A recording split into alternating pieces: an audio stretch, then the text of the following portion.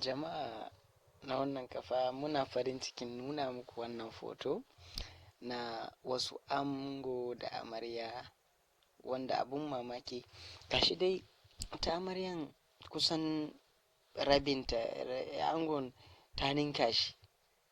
So wannan gaskiya abun mamaki ne, kuma ita soyayya, wannan ya nuna cewa ita soyayya kamar yadda Hausawa suka ce, wato ita gamon jini ne. Gashi dai sun yi soyayya sun kai kusan shekara suna soyayya. Shin wannan soyayya tana iya zama irin soyayya da muke yi kuwa wa 'yan uwanmu yanzu? Shin kana iya auren mace wacce ta fi ka tsayi, ke kuma za ki namiji wanda kusan kin ninka shi a tsayi?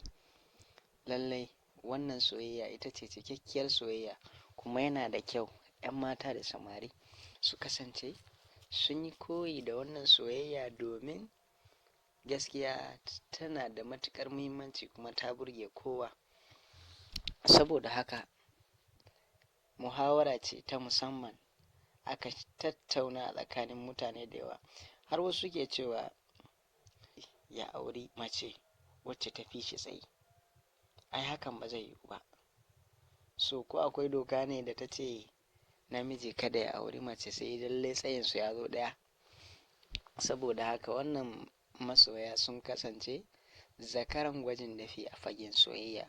Saboda haka ya zama lallai, kuma ya zama tilas, sannan kuma ya zama dole a yaba musu ƙwarai da gaske. Saboda ana fatan wannan soyayya tasu ta ɗore, domin a yanzu haka ma sun yi aure. Saboda haka wannan abun farin ciki ne ƙwarai kuwa da gaske.